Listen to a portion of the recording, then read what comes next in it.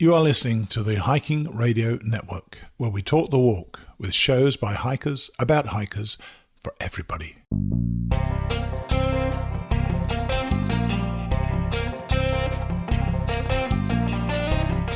This is the Hammock Hangers Podcast, where we hang out and talk about everything from hammocks and hammock camping to the group hangs from around the country.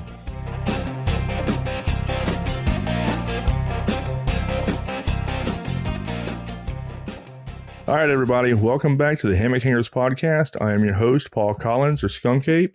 We also have my co-host, AJ, or Phoenix, with us. Hey, everybody.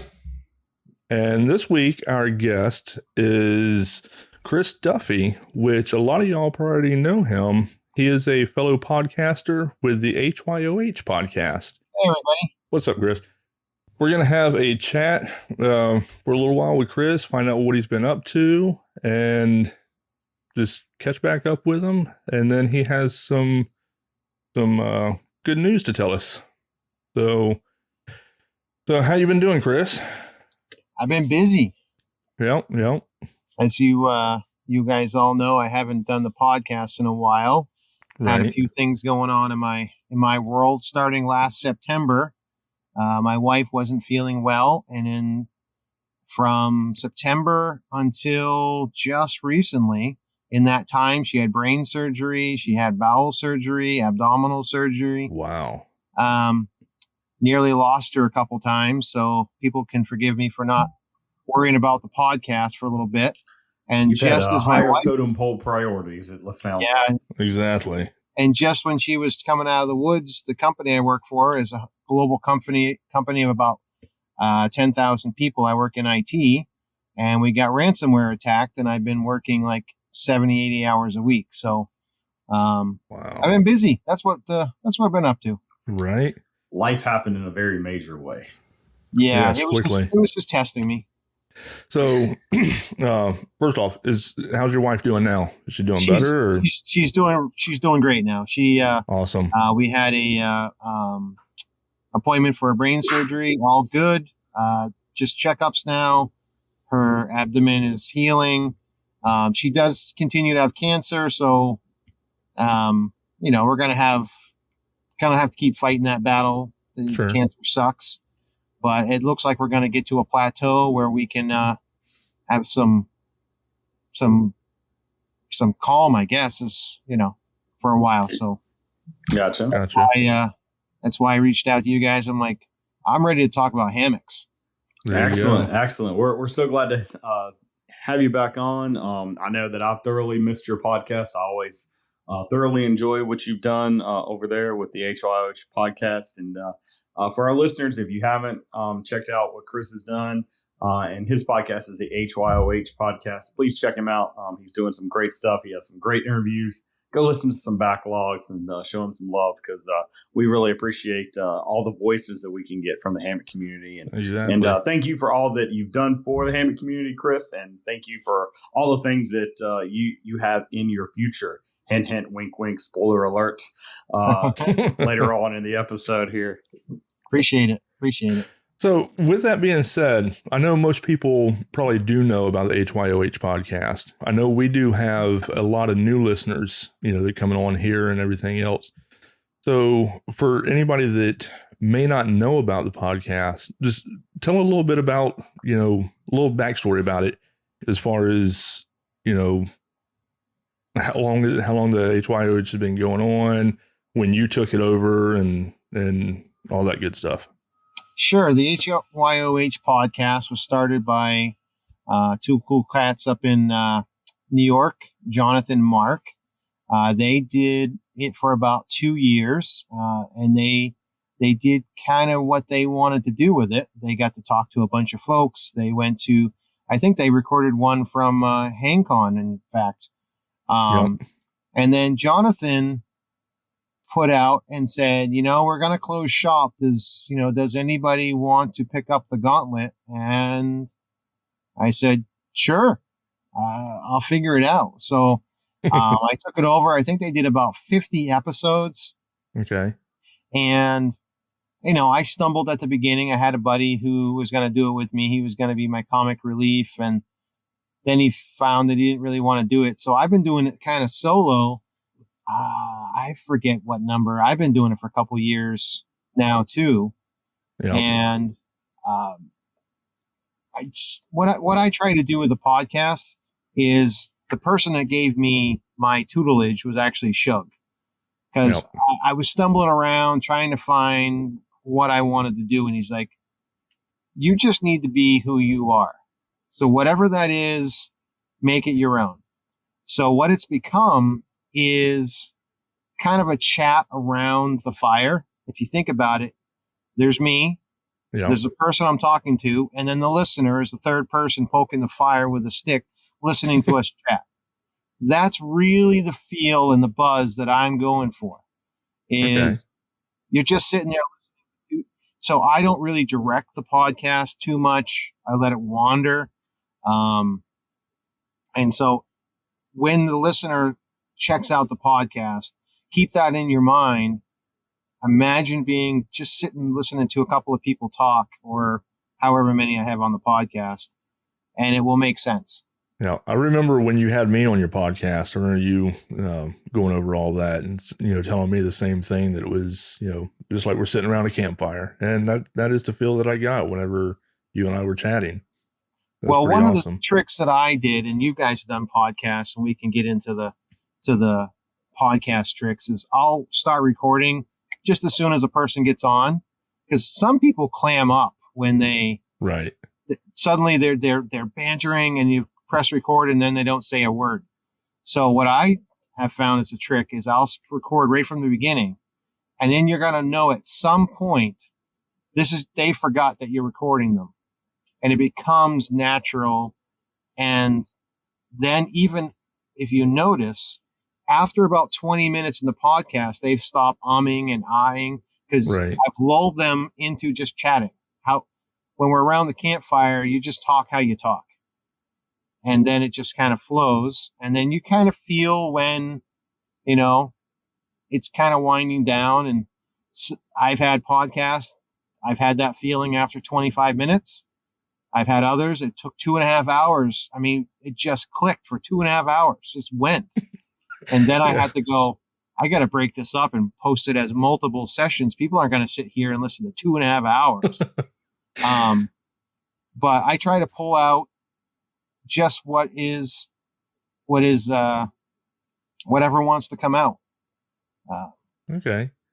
Yeah, I know AJ and I have had a couple of short episodes, and then some that we'll be talking, and then we look at much the longer time. than they really need to be. Yeah. Look at the time, and it's like, oh my God. We need to wrap this up. So what Chris is basically saying, Paul, is I just think we're letting everyone know that we genuinely just talk too much. There you go. Yeah.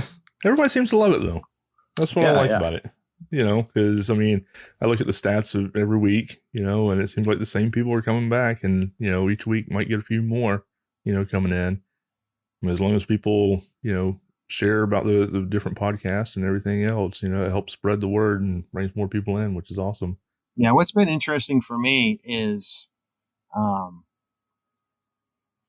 and you guys do this a little bit too, is you're making your craft, your art in a vacuum, and you can look at your metrics and stuff. So when I stopped doing the podcast, I didn't think anybody cared. I mean, they were listening. I can't believe the amount of people are like, are you all right? They were checking in. They're saying, I want you back. And I'm like, because I'm not as good as you at checking stats. I record, I put it out in the wild. It's kind of an art piece, once the art is done and on a wall, I'm off to something else. Right. But it was really nice that the support out there of people checking in, wanted me back, and wondered what the story was, and just felt good. That's awesome. So whenever you start the podcast back up next month, are you still going to keep it at one episode a month, or are you going to change that up? Or yeah, I'd like to try to do the one a month. The best I can. I always try to figure that I'm going to bank them.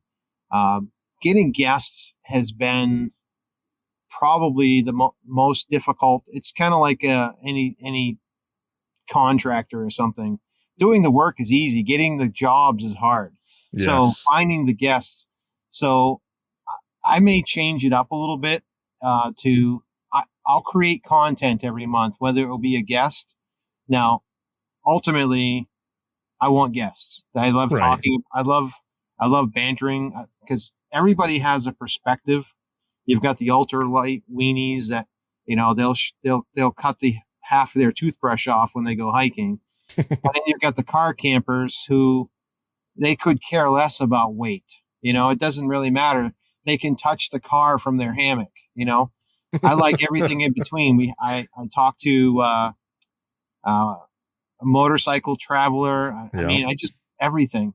I'd like to go international. That's one of my dreams is to talk to people. I've watched people's YouTubes from the UK, and there's Australia.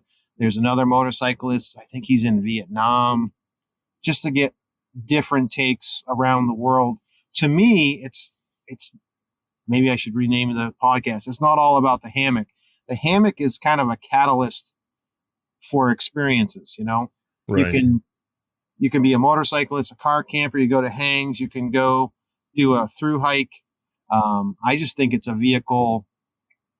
It's just something to sprout into an adventure, Right. I think you almost quoted what Dutch said, because I'd ask him when he was on, did he prefer hiking or bikepacking, or what version of camping that he liked, and he made the exact same comment that it didn't really matter the bike or the hiking. It was just the vehicle for the adventure.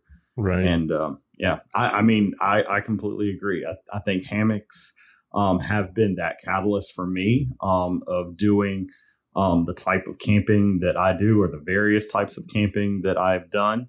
And I wouldn't have done that without being in a hammock. Right. Yeah. Now, one of the hangs we went to, it was the Lighthouse Lobster Hang, which I got to get you guys to come up to sometime. Yeah, we want to go. And we were actually all hammocked around this little teardrop camper, and me being, a lot of these hangs, I've been called the mayor because I go talk to everybody and make sure everybody's involved. And these people are in the middle of our encampment, so I went and talked to them, and they said something that I thought was kind of profound. Is I think the human conditions is at least some. We need to be outside in nature, communing with each other, and the hammocks really are a vehicle to make that happen.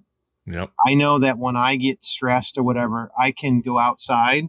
I'll realign with the sunset and the sunrise and the nature sounds, and you'll hear birds and all kinds of things. At 5 a.m., you're like, what time is it? And it's so loud.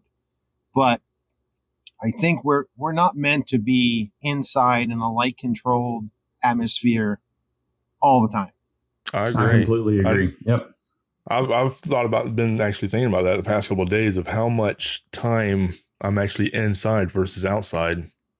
And I mean, it's actually been aggravating me that I'm not getting out more than what I actually do here lately. And I need to do whatever I have to do to change that, I think, because I'm about to go stir crazy. Well, I think when I first started getting into hammocks, my dad had just passed away. And so I was, trying to kind of figure out that next stage in life kind of thing. And I discovered hammocks, and I would say being able to go outside, and I had strapped up I had hijacked my kid's swing set because that was the only place that I had to hang at the time. And I just think about that time as being so instrumental in that healing process. Yes. Which I think maybe is one of the reasons that hammock camping just kind of stuck. Not only is it, it was stupid comfortable. It was a way for me to get outside, but because of that experience, because that hammock and that time outdoors that the hammock afforded me was just so beneficial that therapeutic. It's just, absolutely. Absolutely. we'd sit outside and, just relax. And like you said, Chris, just kind of taking in nature, almost like a nice hot bath. And you'd see things like an owl. I remember an owl a couple times would, perch right on the apex of the swing set. And just, I don't know, there was just something so, for lack of a better term, primally therapeutic. Yeah, they've done studies, proven that being out in nature, helps with the human psyche and everything else. I mean, it helps with stress and everything. Just with us doing it in hammocks, we're just more comfortable while doing it. So, Chris, with all the craziness that you've had going on in your life here as of late, do you find yourself trying to find that time to get outside in your hammock, or is it that time few and far between? Well, I've slept in a hammock full time for 5 years. My hammock that I sleep in every night is in my room here in the house. Awesome. So what's actually funny is when I go to hangs now, I actually put like a pad or whatever in the car, because going and sleeping in a hammock isn't the novel part for me. So what I want to do is I want to go see people. Right. So anytime I have to go waste setting up a hammock, I could be talking to somebody. So I just drive up and sleep in the car, and they're like, "Don't you want to sleep in a hammock?" I'm like, "I sleep in a hammock all the time. That isn't even new to me." So the part that I do miss is sleeping outside, and I would do more of it. But the tree that I used to hang off all the time is slowly dying. So big widowmakers keep falling. I can't keep hang underneath that. Right. I slept out there one night, and I probably have a picture of it. Overnight, a limb came down and tore my tarp. Ooh. So that's the last night I slept underneath that tree. Right. So I live not in a big city. It's kind of they call it a city, but I'm on a third of an acre. So I have a nice backyard, but not a lot of trees. So Okay. I'm going to have to rectify that situation to be able to sleep outside. One of the ideas that I like to do is there's, what is his name? Alistair Humphreys is a UK guy, and he's all about the micro adventures. Okay. And so what I try to do is throw in micro adventures. And now that it's coming spring, so what's a micro adventure? Just midweek, go sleep in the woods. You don't have to, doesn't have to be this grand plan where you're going away for a week and then just come home in the morning, go back to work, or go sleep in a field underneath the stars. It doesn't have to be grand plans. So I got to start throwing some. So AJ, yes, I have like this whole list of little micro adventures I want to do. Cause I'm going to be busy. So I can't really plan a long trip in my brain right now. Right. I got to get outside. I got to get back out and touch with sunrises and sunsets and shooting stars and animals. Yeah. I miss that part. Yeah, I've been jonesing for some outdoor time myself, and I'm actually heading to a wedding in Kingsport, Tennessee this weekend, and I'm actually going to stop halfway in South Carolina and see the Palmetto State family. Their spring Nice. swing is this weekend, so I'm going to stop in for a night. And I mean, if nothing else, I get to see those people, for one night. And like you said, like going to hangs, it's really just about seeing the people. It's a Even family if you don't. reunion. Yeah, absolutely. What it is. Absolutely. In fact, one of my buddies is a good college friend of mine. He came to HangCon this year as a vendor. Mike D's Barbecue. Shout out to Mike D. Barbecue's awesome. Yeah, Mike D. And he came in and he's like, I'm kind of claustrophobic. Hammocks really aren't the thing for me. And so I was like, well, we really love to have you, and because your barbecue is amazing, and I wanted to kind of get him a little bit more exposure. And he said the most amazing thing to me at the end of the weekend. He said, I came not knowing exactly what I'd expect. Just you had told me about what this event is, but you're 100% right. He said, I could have come down to this event and not sold a single thing and it would have still definitely been worth my time to come, just from the community and just the way to unplug. And that's what I love about, not just camping, but also hangs. It's just something different about hangs. Definitely. And you get out there and you can have an IT guy, you'll have a plumber, you'll have, some homesteader, and it's like we keep saying, the hammock is the vehicle. Right. We came for, you came for the hammocking, but you stayed because of the people, or whatever one of those, sayings is. There's and then what happens is you build lifelong friendships. I mean, you can go all over the country if you just want to. You can just show up at hangs. They're all over the place. Yep. Yeah. So, while we're talking about hangs, and this is kind of an experience that was kind of weird for me and Paul, with you have been doing the podcast for a while. And I'd like to ask Jonathan and Mark this too. Do you ever go to a hangs and you almost feel like a little celebrity? Like, oh, you're the podcast guy. All right. It's a little unnerving. You go someplace, and I'm a quiet person until I feel the environment. Right. I'm standing there, and then I'll say something, and you have people look going. They recognize the voice. The voice. Yep. They've never seen me, and they're like, "Have I met you before?" And I'm like, "I think I know where you know me from." So it's a little weird, It is. So I don't think it's a celebrity thing, but it's weird to get noticed. So Right. I agree. And as long as I stay quiet, nobody knows who the heck I am, which is great. So I'll go over and I'll be very quiet. But yeah, it's happened. So that's happened to you guys? Oh yeah. Yeah. It happened. It started happening a little bit more this year. And started at Palmetto State, Fall Sprawl. Yeah, Fall Sprawl. Yeah.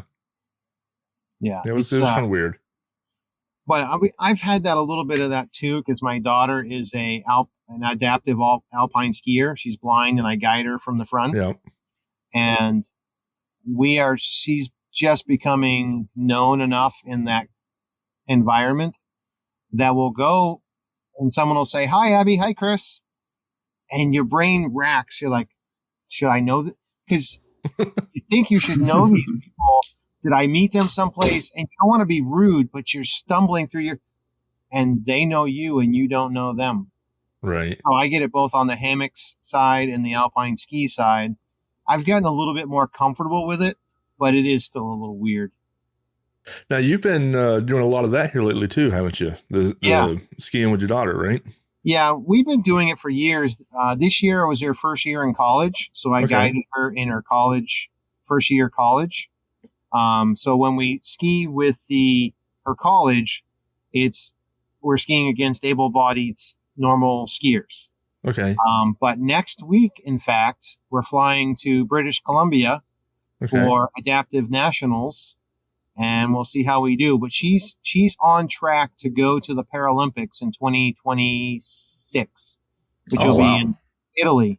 We were going to, this is my COVID story, and I'm sticking to it, is we were ready to go for qualifying in 2020, when the whole world shut down.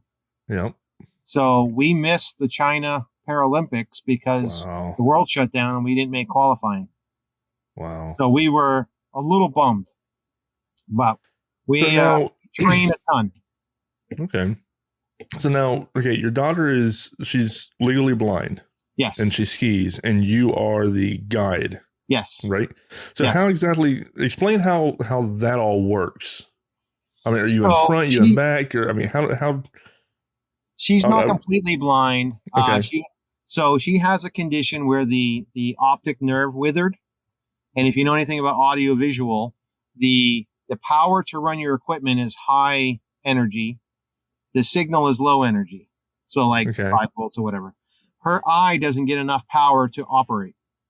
So think about your house.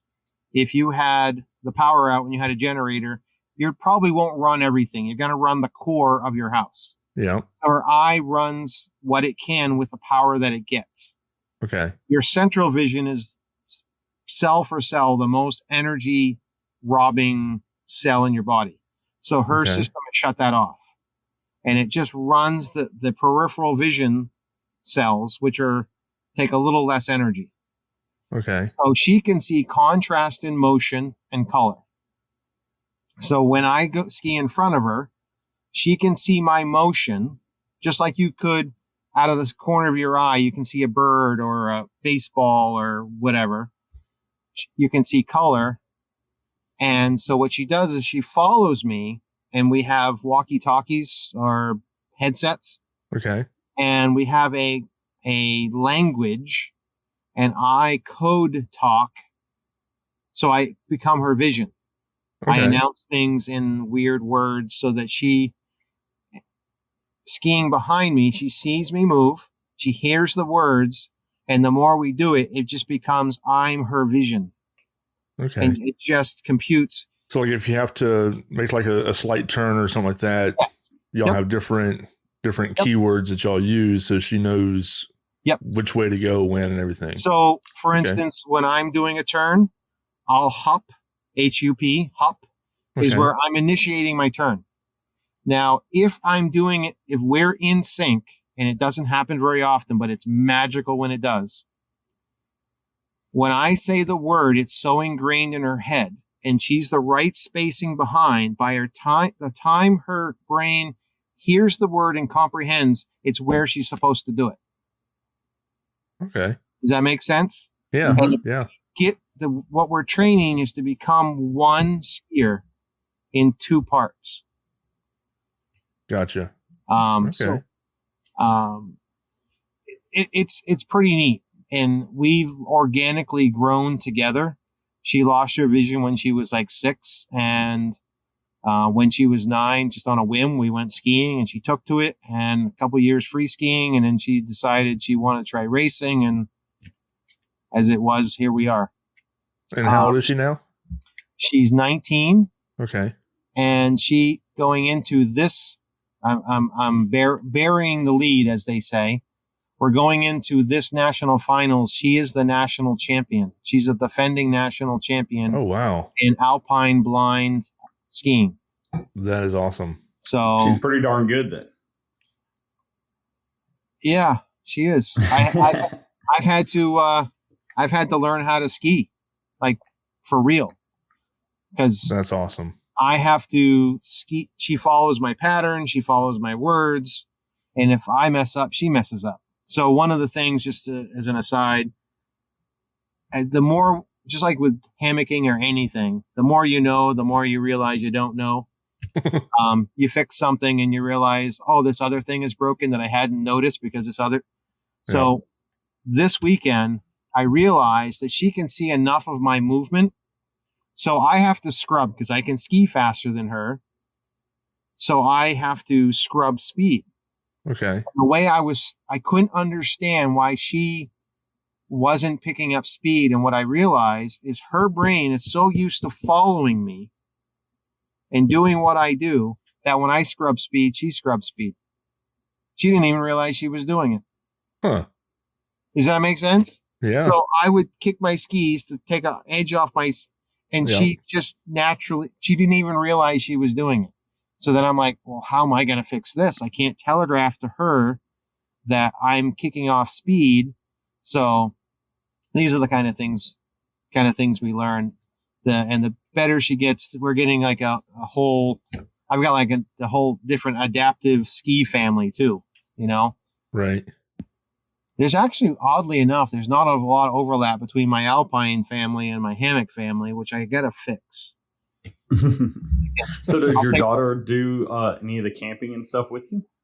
She likes to camp, but she likes a tent. Okay. 2 reasons. One, she's a girl. She likes the privacy.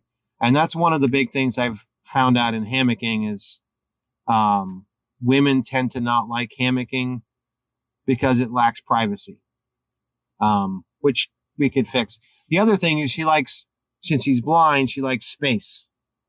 She likes to she can put things in different corners and they're where they're supposed to be. Right. And she can organize. But So she does go camping with us, but she usually stays in a tent. She has stayed in a hammock, but it makes her seasick. Okay. I was fixing to ask you about having a hammock inside of like one of the tent rooms, almost like a hot tent type deal. Yep. I haven't done a hot tent, although it's like everything is. I haven't camped anywhere, but it's on the list. So I haven't tried all the gear, but it's on the list. So I'd like to try hot tenting. I watched a couple of videos. I have a buddy, BK, who does all kinds of hot tenting. Yeah. And so I've been vicariously living through him in his hot. When I'm not skiing full time with my daughter in a few years, I'll pick up the hot tenting. Have you tried it? I have not. I mean, being here in Florida, we're not really looking at hot tents. You live in a hot tent. It's called Yes. Florida. Yeah. But AJ and I was actually talking a few weeks ago, and I was telling him I actually want to get one just to try it. Plus, it would also give me an excuse to be able to go up and, do a little snow camping as well whenever it gets cold. Yeah, come on up. I'll take you snow camping. Yeah, I'd love to do it. I mean, what I would like to do is, if I had a different piece of land, I would like a communal teepee. Okay. So we all sleep out, we don't sleep in the hot tent, but we have a teepee with a fire. So it's warm. Yeah. And then we can so at night, we're not freezing cold around. I watched some of those frozen butt hangs and just hanging around the fire. They seem really cold. I don't mind sleeping in the cold. It's the standing around in the cold I don't like. Right. At least when you're sleeping, you can get your top quilts and everything. I think one of the coolest things that I've seen from like one of the really cold hangs, I mean, anything's really cold for us, but one of our buddies, Matt Leo, he went to, I want to say one of the winter hangs in Virginia when they got like down to like in the low 20s, maybe upper teens. And he bought like this parachute. And basically, the parachute was lifted up from the heat convection off the fire, and it kind of like created this dome around everything. And it was almost like like they had a campfire inside a hot air balloon. It was stupid cool. That would be pretty cool. I could see it going badly, but I could see that going very badly, very quickly too. I asked him about it, and he's like, "Yeah, it stayed nice and warm." And because I told him about once you got the convection going, but I'm like, "Where's the smoke?" I'm one of these people. I'm like getting in all the details of how this could go badly. Yeah, because I could see myself being in there and then dozing off and not tending to the fire and the heat going down, which would bring down the parachute. Then it would hit the hot cold. Yeah. It would just be bad all around. Yeah. Well, one of the things I hadn't thought of is you have to bring like a CO2 whatever meter when you have those hot tents to make sure that the carbon monoxide doesn't build up. I'm like, well, that's true. I just thought it'd be drafty enough that you'd be okay. But well, yeah, I hadn't even really thought of that. You have to, I guess, it build up. I'm like, can't you just open like a flap at the top or something? And I don't know. Yeah, I hadn't even thought of that. Yeah. To be honest with you. Maybe it'd be a peaceful way to go, I guess. There's that. Right. So Chris, we had talked earlier where you spend, every night in a hammock. You have a hammock inside your house. So what was your origin story as it takes to hammocks? What did you start out with? How did you get into hammock camping? So it's stupid how I got into this. I got given a hammock as a gift for Christmas. It was one of those cheap, basic ones you get someplace. I've always been outdoors, and I told you make this list for your parents or whatever to pick from, and they bought me this cheap hammock that I could take a nap in the backyard or go on a hike or something. I threw it in the shed. I was in ski season, so I was out in the spring and I was cleaning out the shed, and I found this this cheap hammock and I hung it up thinking, maybe I'll just see what this is. I laid in it, and 45 minutes later, I woke up going, there's this hammocking. Now, this was a single hammock. I had it strung up too tight. It kind of wrapped up around me like this little cocoon. But there was something to it. And that's where it started. And I kept trying to figure out this hammock. And then I tried to Google for hammocks.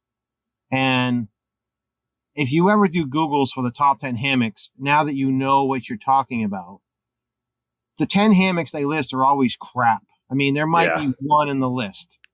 They're not putting Dutch wear. They're not putting War Bonnet out there. Right. They're not putting Sierra Madre. They're not putting anything that we know is decent stuff.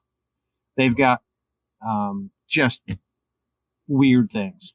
Your big box names, your mass produced. Yep. So some pay to play kind of vendor. So my first real hammock, I finally tripped in the hammock forums. And when I jumped in the hammock forums, it had a buzz to it. If you guys remember a few years ago, 3 years ago, hammock forums really had a buzz. It was happening. It still is a great place. You still go get but the buzz isn't quite there like it was. No, I think everybody's migrated to Facebook. Yeah. And so I kept looking for things. So I bought a Dutch half-wit, was my first real, what I consider my first real hammock. Okay. And I stayed in my backyard for months. Just with a Dutch half-wit, it has the half of the half bug net. Bug net. It was enough that the mosquitoes wouldn't get after you. I probably was in that for like 6 months, and then I just went off the deep end and was buying used stuff. Then I got in the bridge hammocks for that first year. I was nothing but gathered ends, and like you said, AJ, I said I want to figure this hammocking thing out, and I got kind of an addictive personality, so I just spent a year outside. Every night I'd say goodnight to the family, and I'd go outside, regardless of the weather. It could be pouring down rain. It could be 10 below. It could snowstorm. I'm outside. I figured it out. What did your family think about that? Whenever you would just, okay, I'm going to bed and then head out the door to go outside. They've gotten used to. I'm not wired quite right, so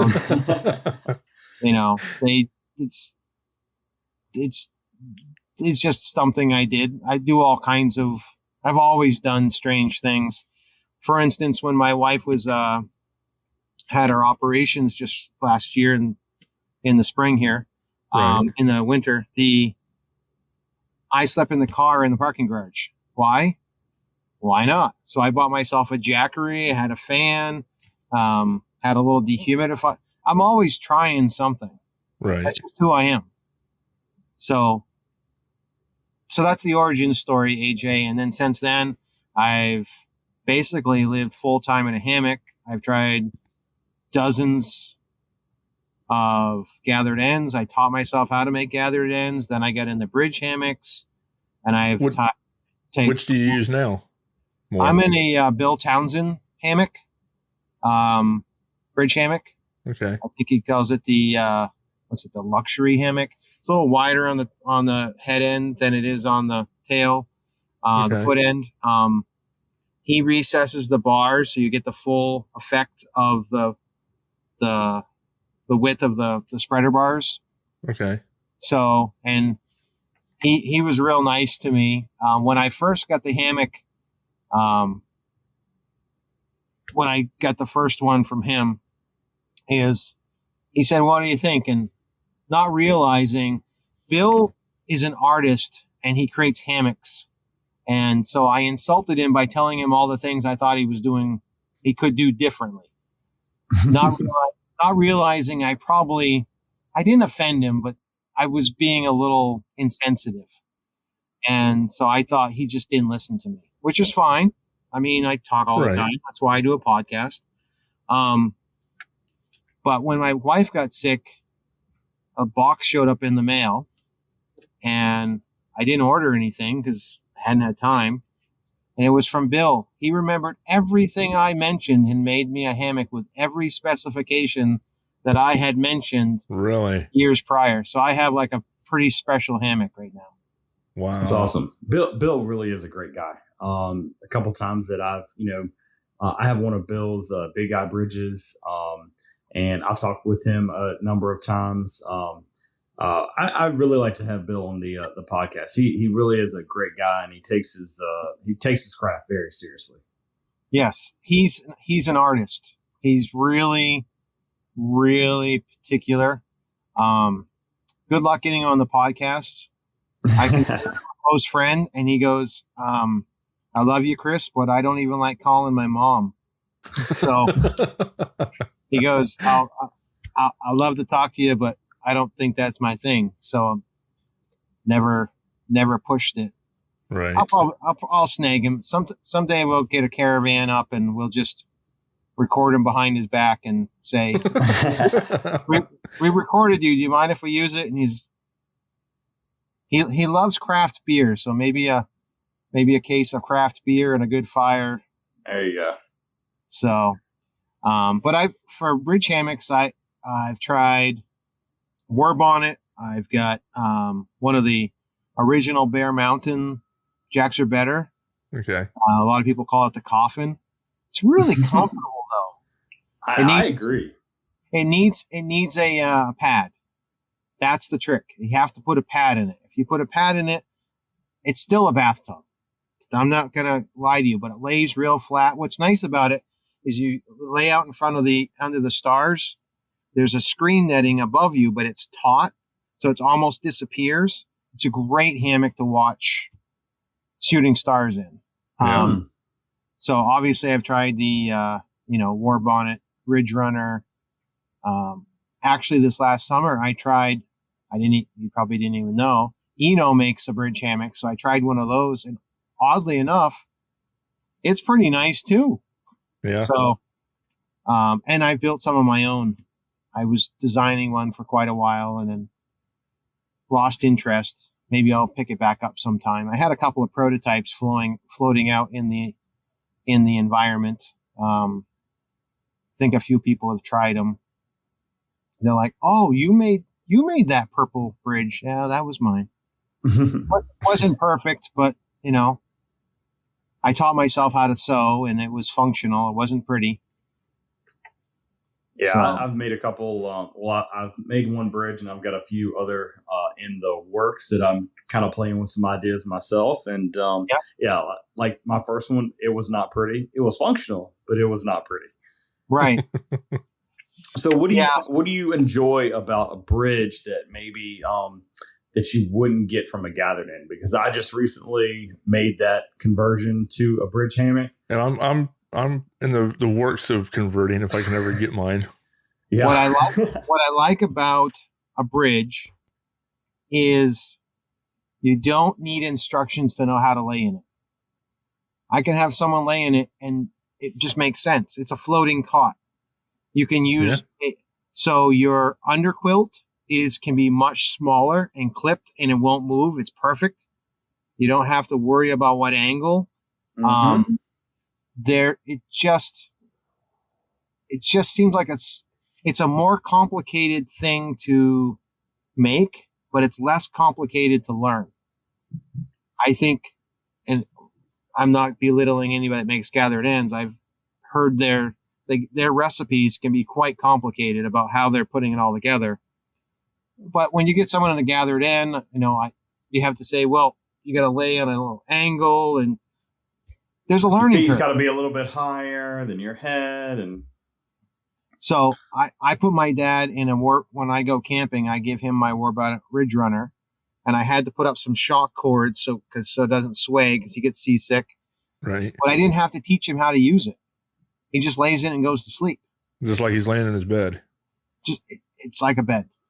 So now when I go camping, if I go hiking in something, I'll still bring. I have one of Anne Marie's hammocks, Autumn Outdoors. Okay. her And- Juniper. Yep. And I have and it's a 1.2, so it's nice and light and it works great. I think there's an old concept I had is, if you go back, I'm always about analogies, so bear with me. When there's two guys, it was Westinghouse and Edison, they were trying to figure out and vie against each other. Was AC or DC supposed to be the dominant electrical standard? When the answer was both. We needed both. I think the thing is whether gathered ends or hammock or bridges are the right hammock, I think is the wrong argument. We want them both. They're a tool. Right. I don't want just a hammer or a saw. I want both. It depends on the application. Some people, very true. Some people don't like one or the other, and that's fine. Like Cajun, although I think he's starting to figure out the bridge, but he's an active sleeper, and he always felt he was, he felt he was going to roll out. Although it's very hard to roll out uncontrollably of a bridge, but they feel like they are. They feel more. Yeah, it definitely moves. They feel a more bit tippy different than a gathered end. But what is nice in a bridge when you're out in the wild and you're in a night is you wake up in the morning, you can see all around you. But you don't have to get out of your hammock to just look around. Whereas in a gathered end, you usually have a big piece of cloth. Right. On one of your sides. You can see out the one side, but the other side, but I can sleep in about anything now. I mean, I remember I had my bag packed because I was going to come down to HangCon 2 years ago. And that was going to be a gathered end with a partial pad, a 40-degree quilt, and a Cuban fiber tarp. That was what I was going to bring to the hammock hang. I mean, I can sleep in everything. It's hard for me to pick. Although I was going to say hard for me to pick a favorite hammock. I have to pick the custom made one by Bill as my favorite. But commercially, I can sleep in about everything. Right. Yeah, there's definitely some that I prefer more so than others. But yeah, I agree. I can pretty much sleep in. Well, the trouble with some of them is some you have like options of comfortable lays, right? Some of them, there's like one option. That's, there's one position in this hammock that's comfortable, and it's really comfortable, but there's only one position. There's only one. And the other thing is, if you get the right hammock, you can laze around in it. You can sleep in it. You can read a book in it. You can put on your shoes. Some hammocks, I'll give you a good example for me. The War Bonnet Blackbird is very comfortable, but I only found that there's one position that's comfortable for me. It's not my lazing hammock, but for sleeping and stuff, it was great. But I don't find a lot of flexibility in it, although I've used it quite a bit for, I think every hammock, I have to sleep in it at least like 10 nights till I come up with a good decision about what I like and don't like about it. I can echo the sentiment on the War Bonnet Blackbird 100%. It's very comfortable. It's great to sleep in. There's one position. Yeah. It's just, that's it. It's a great hammock. I mean, there's lots of great hammocks. Yep. There's lots of them. So what's some of the, some new gear that you've gotten recently?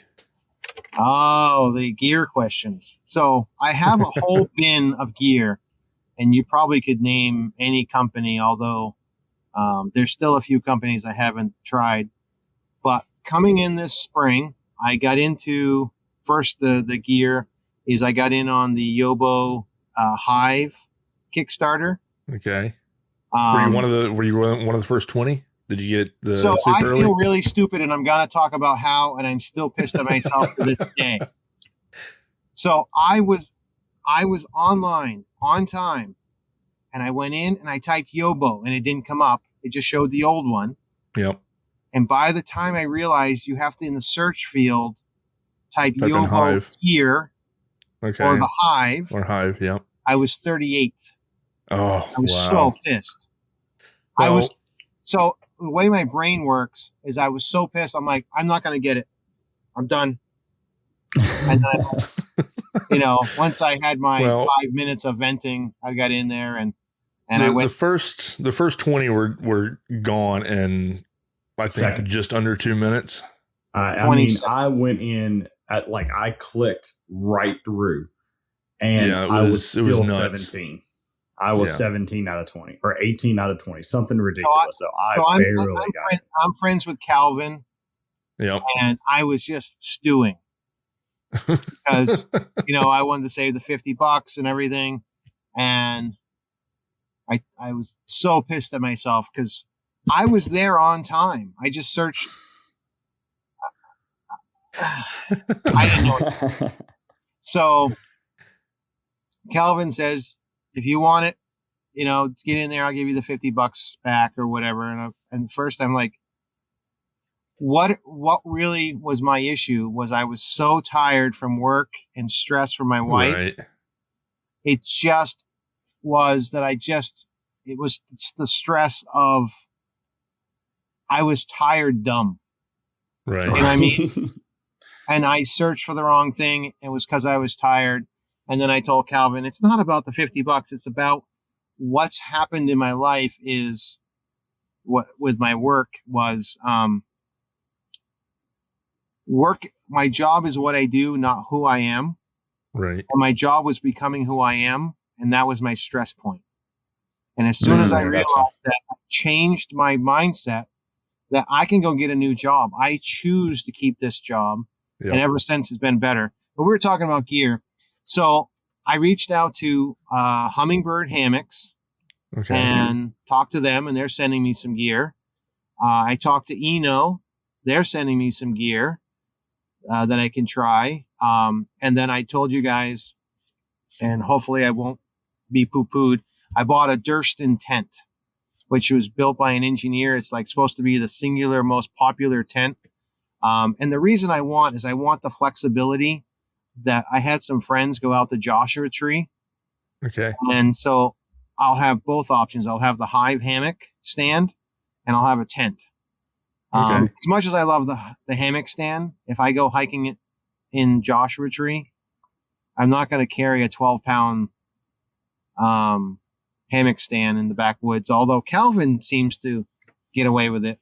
But I wanted to try a tent. I said, I'd really like to figure out how to master a tent. Even if that's not what I do, I'd like to be able to have the conversation with tent people and have the translation of how to talk to them about hammocking in their terms. How long has it been since you slept in a tent? 8 years. Yeah. Okay. Yeah. Now, I've slept in a tent. I have slept on the ground. I'm a big cowboy camper. Okay. So what I like to do is I talk to you guys about micro adventures. Yep. I'll leave on a Friday afternoon right after work, 5:00, hike to the top of a mountain, and I'll sleep on the top of the mountain so you get to see the sunset, have dinner up there, watch the stars, see the sunrise. And then in the morning you get up, pack everything up and go home. And you can still work a full work week and still do the stuff, your obligations on the weekend. So last time I slept in a tent was probably 8 years ago, but the last time I slept on the ground was last summer. Okay. So just putting it relative. Gotcha. So did you I've guys also had that thought process here recently of just like you said, I would love to be able to figure out a tent in a way that you can kind of talk to 10 people and say, hey, I've tried this out. And yeah, you are right. The tent is better for this, and this. But a hammock solves this problem that I might have with a tent. It might solve a problem for yours. And yeah, a tent is not in my wheelhouse, but it is something that I'm relatively curious about. But if I brought home another piece of gear that is not hammock related, I might be permanently sleeping out in the tent. So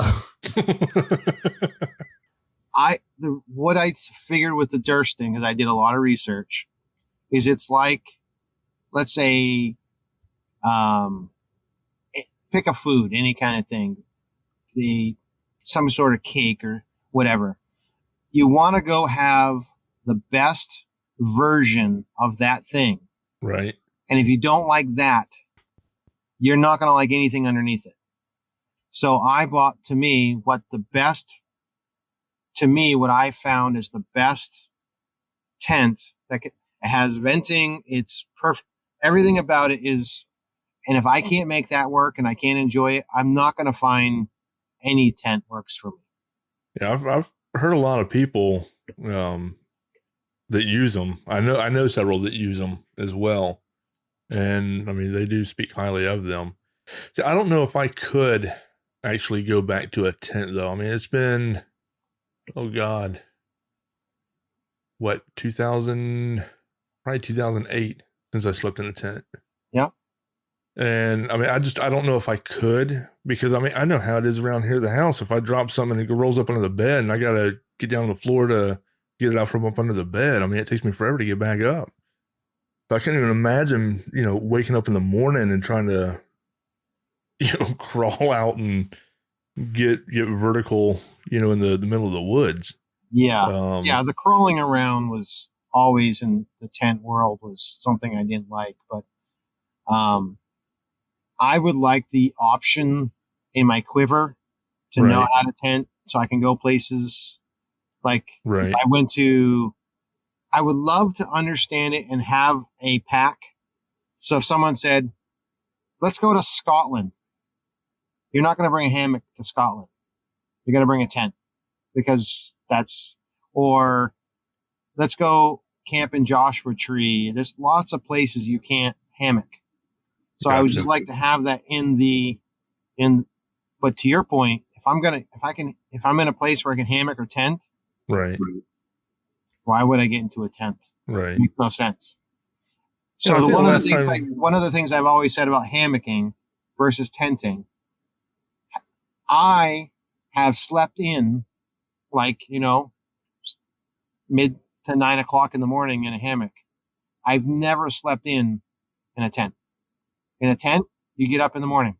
Why? Right. Because you're done. Right. Right. So you don't see too many people say, gosh, I can't wait to hop in that tent. I can't wait to lay down on that pad. Right. It's not. Also, I don't have a lot of people that I know sleep full time in a tent. Although there is a channel on YouTube called Surviving Ringworm, where this guy just bought a piece of land and he lives out in a tent in the woods. And so I know one guy, but I know a lot of people that sleep in a hammock. It's good for your back. It's good.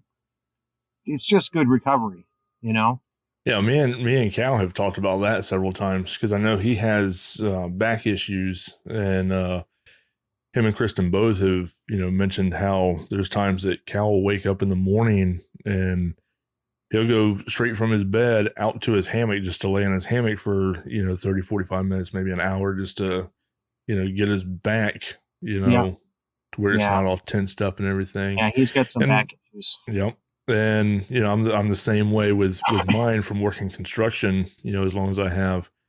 And that's why I got the hammock, hung up here behind me, Yeah. There's times that, I'll fall asleep in here and, sleep in here all night. There's times that I'll get up in the mornings or whatever and, come and lay in here. So I mean, it really all depends, but yeah, it definitely helps my back out. I know that. Yep. I agree. So, Chris, I have some random questions that we're going to throw your way to let people learn a little bit more about you. So, with your micro adventures or you're just camping in general, what is your favorite camp meal and drink to have out while in the backwoods? What's interesting about when I go in the backwoods? Now, I'm assuming you're talking like on a hike where I got to pack the stuff and go out a few miles. Whatever you love to eat. I tend to just I don't get really fancy when I'm out there.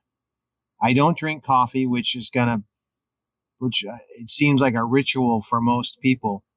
I just get I some have of no idea what you're talking about. Yeah, you're talking blah blah blah. As he drinks, I don't drink As coffee. I drink either. my coffee. Yeah, I'm the odd one out here. Yes, you are. Yeah, there you go. So often I just get like drink packets with caffeine because I still drink my caffeine. Yep. And often I'll just bring like peanut butter and jelly and bread. I know it sounds weird, but when I'm out in the wild and I just hiked, some people like the ritual of cooking their food. I like to just eat and relax. So I'll have the most basic things you can imagine. So you don't want to go, I won't be the one cooking you a gourmet meal. Gotcha. So what is if you could hammock camp or camp anywhere in the world, where would you go? Yellowstone. Why is that? I don't know. It's any particular reason? Have you ever been to Yellowstone? I mean, I don't want to be a buzzkill, but have you ever been to Yellowstone? No. Is it not much? Okay, so I'm probably going to catch a lot of flack for this from some All right, so we went out to Yellowstone this past year, and I could have skipped Yellowstone. I mean, don't get me wrong. My wife is probably rolling her eyes if she can hear me, but like the Grand Prismatic is stupid cool. Like, don't get me wrong, that is like really, really cool. But like for me, at this point in the, like when you've seen like a few hundred bison, yeah, that's cool. Don't get near them. Or once you've seen one hot pot, like you've seen them all, like, ooh, boiling water. Yeah, it smells like sulfur. Now the upper falls and the lower falls is really nice, but to me, it was like a 5,000 acre parking lot. Well, that's I'm thinking of this pristine thing. I wasn't thinking of all the cars and stuff, but you get the movies like Dances with Wolves or something. I just like to get to a spot where I could see that expanse and go, this is what it looked like before the white man came through and put in parking lots. I've thought of going to the redwoods of California. I just wanted to see a tree that was 200 feet tall, but I don't think I'd camp there because their limbs are trees. And and I don't know, I'd be nervous of getting it wrong. Not just their limbs, but a pine cone. Just a pine cone. Yeah. I've been to actually, like sequoias have really, really tiny pine cones. We were talking about sequoias in my science class earlier this week, and they have really, really tiny pine cones. Yeah. Huh. Okay. So also you would need like 100 foot straps per tree. No, you could just like drill. No, never mind. Yeah. It would be neat to see a hammock strung up between two redwoods or two sequoias, though. I would love it. Could you imagine the straps? Yeah. You have a roll like this. Yeah, you get the rolls like the firemen have, the big, you going in. What are you going to do? I'm going to hammock. Out that way, they probably shoot you on sight. Yeah, right. Yeah. Oh, man. All right. So if you could have one superpower, what would that superpower be? This is a trick question. No, it's just an AJ question. We're all about the hard questions here. I don't know. AJ has some off-the-wall questions he goes over. Oh, I'm totally asking the next one that you love. I'm totally asking. Oh, my God. I guess I'd want to fly. I mean, why wouldn't you want to fly? We get all the drones to go up in the air to look everything. Wouldn't it be cool to be able to just go up there and look yourself? I like the idea of it. I just don't do heights, so I probably would fly like 5 feet off the ground and be like, "No, I'm good." Oh, I'm a risk taker. I'm good. I'd figure it out as long as I wasn't like the Greatest American Hero. I don't know if you guys remember that old. Oh God, yes. Show. Yeah, I'd want the instruction manual. The instruction manual. Okay, so next question, AJ. So what is your favorite holiday movie? So I know this is Paul's favorite question. What is your favorite Christmas movie? A Christmas Story. You gotta shoot your eye out. Ah, there we go. There we go. Yeah. Okay. So what is one thing that ruins a night in the hammock for you? Somebody's snoring. Oh, Lordy. You better break some earplugs when you come down to Haycott. Oh, We have to be very strategic on where we place Chris. I'm ADHD and I can't unhear it. I sleep with a fan year round.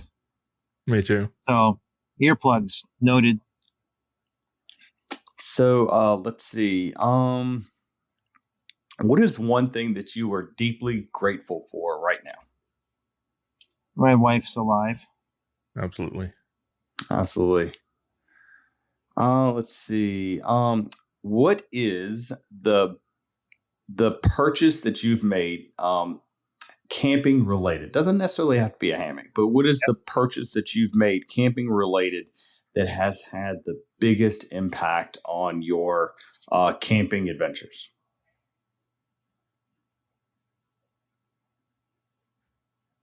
Biggest impact. A partial sleeping pad. Partial sleeping pad. So Yep. why do you like a partial sleeping pad so bad? Is that So- kind of like a partial underquilt? It's a short. It's just enough, and I have a woman's thermarest. It's lighter because it's smaller. Right. But what I like about it is when I went on my 3-day trek to do, it's a trek here in New Hampshire called the Presidential Traverse, where you go over like 7, 8, 4,000 footers. Okay. What's nice about it is it's insulated.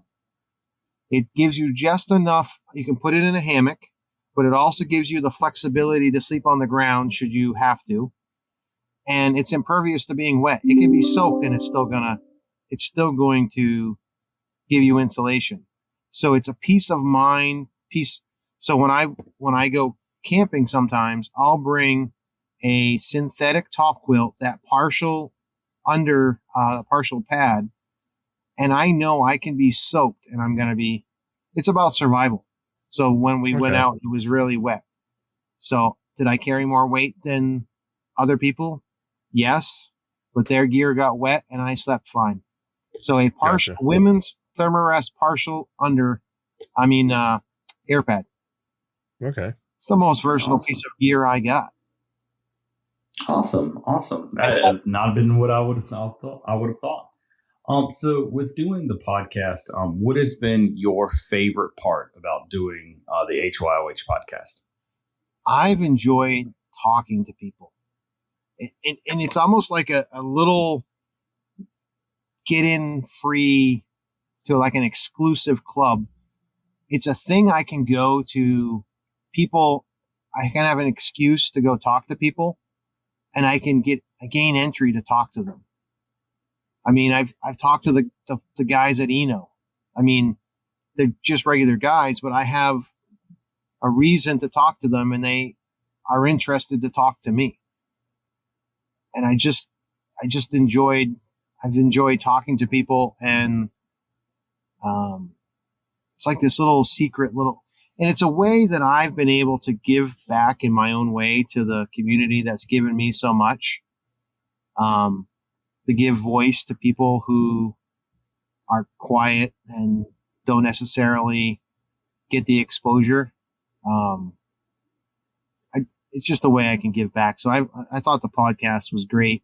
In fact, I thought when my wife was sick, I'd just hang it up, and I'm like, no, I'll come back. This is pretty good. So what is the most difficult or frustrating or your least favorite part about doing the podcast? Editing. You can't tell me. I don't mind the editing. You can edit mine. I'll send them over. I don't mind the editing. I don't mind the editing either, because I think it's a little bit of the OCD of you get in there and you're going to take the ums and the ahs, and you realize how many vocal tics you have. And I don't know how long it takes you guys, but it depends on the episode.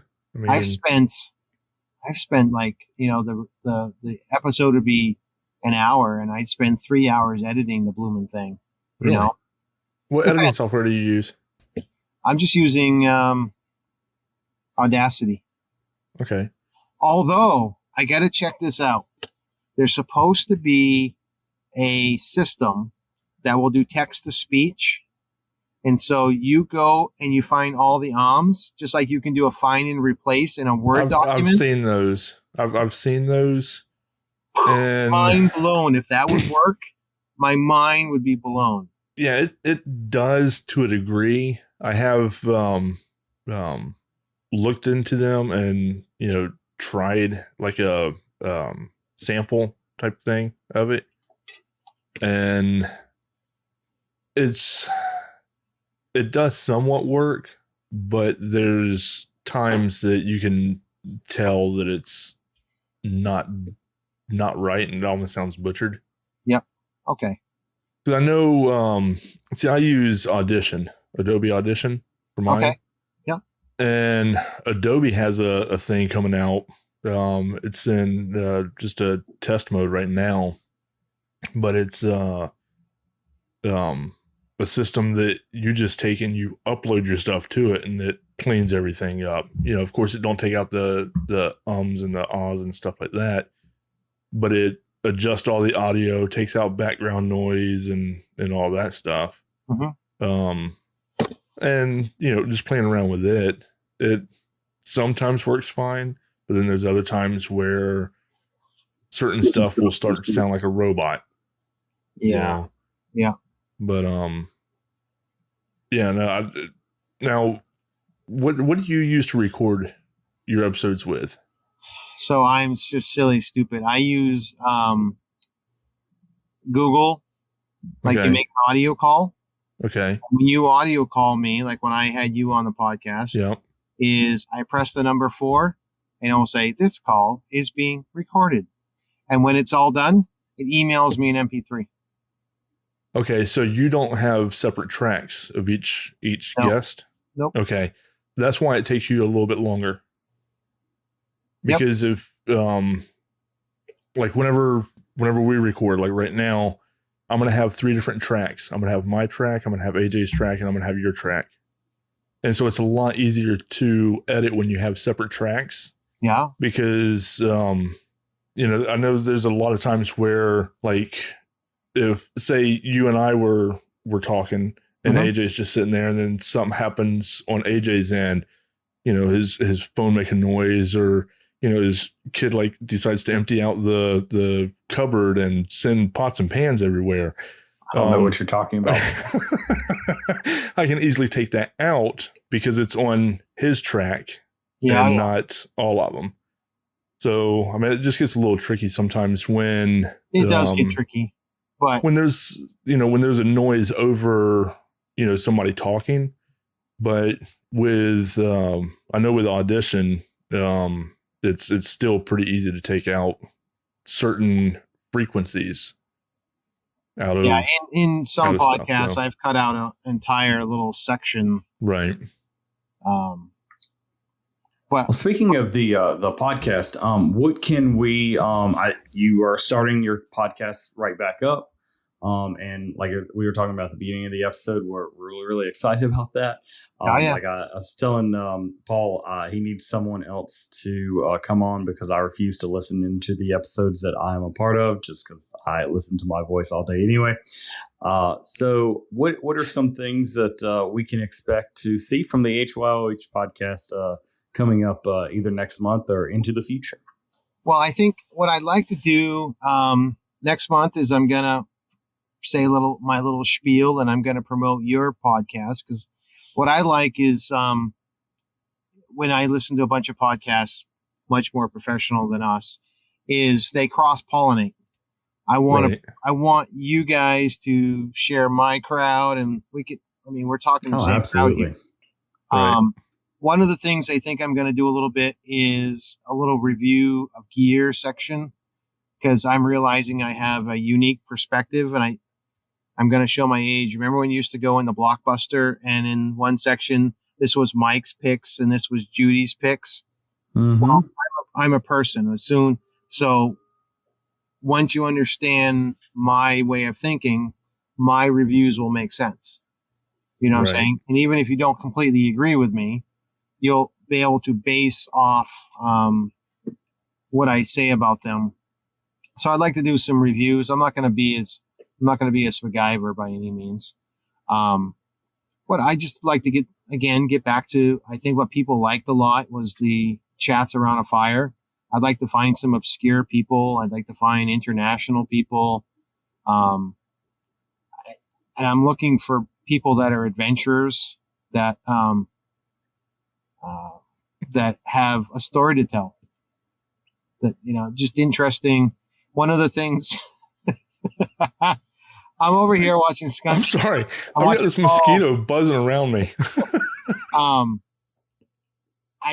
One of the things that Shug told me is if you're interested in it, the listener will be interested in it. So that's kind of my North Star is, am I interested in it? If I am, then they come on. One of the things I've learned with the podcast too is, I don't know if you guys do this or you just jump in both feet and figure it out. I have to, I do like a pre-screen. I have like I just chat with them on the phone to see if there's a banter. Is it working?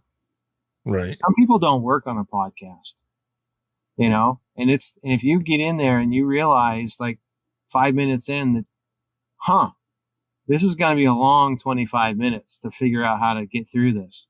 I'd like to weed that stuff out, but really what the podcast to me would be is I just like to find some interesting stories. I might go on some adventures and talk about it. I'd like to get other people that talk about their adventures. So one of the pieces when I was a kid, there was two kinds of magazines. There was what was it? Mountain Bike Action, and it was all gear. It was just gear. I mean, talking about the new doodads and everything. I love the magazine, but I don't have any of those magazines left. They all got trashed at some point. I have a shelf full of this other magazine it was called Bike Magazine, and it was about the experience of biking, about the experience of being in the woods, of how it felt and what it smelled like. So I'd like to be a little bit of mountain bike action, a little bit of gear, but mostly the experience. Okay. So that sounds awesome. I'm really looking forward to it, Chris. Do you have a date set that you're wanting to start back up? What I try to do is when I did it is I tried to put out a podcast the first Monday of a month. Okay. So I'm hoping to fire up whatever the first Monday in April is. Okay. It'll be a little spiel. I'm going to point them at your podcast so they can kind of catch up here. I feel a little self-effacing to go talk about me and my own podcast. So thanks for being my muse. Anytime, Chris. Anytime. They want to hear about what's happened in the intervening months. I got you guys, and then I'll find a guest and a purpose for the rest of the summer. Yeah, it looks like the first Monday in April is the 3rd. That's when I'll put her out. That's the plan, and I'm sticking to it. There you go. So, did you have any more questions, AJ? I believe that'll be all. That'll be all. Did you have any questions for us? He has a hard time with words. Words are hard. Words hard. Don't know. So I teach math. I'm just so glad that you guys are enthusiastic. It's just fun to be. I've been kind of head down for so long. I think I've been kind of head down for 7 months. So you guys are like a breath of fresh air in my life to. Okay, I'm glad. Kind of put me back. It's one of those things is, when you don't you take your kids away, you take your wife away, you take your job away, you got to build what's left. Right. That's the core of you. And, that's, you guys have helped me get started to put a little bit more investment back into me. I'm good. I'm glad that we were able to help because, like I said, we loved your podcast, and I always look forward to hearing new episodes. Appreciate it a lot. All right, then. We'll go ahead and wrap it up, and just everybody make sure that mark your calendars for the 3rd of next month. What time do you normally release your podcast? Do you release them in the mornings, or? I typically release them evening of that day. Okay. All right. So yeah, just go ahead and everybody mark your calendars for the 3rd of next month to get ready for the HYOH podcast to start back up. And until then, just, go on and search up the HYOH podcast if you don't already follow them and listen to some of the past episodes and get ready for the new ones, because I know there are going to be some good ones to come in.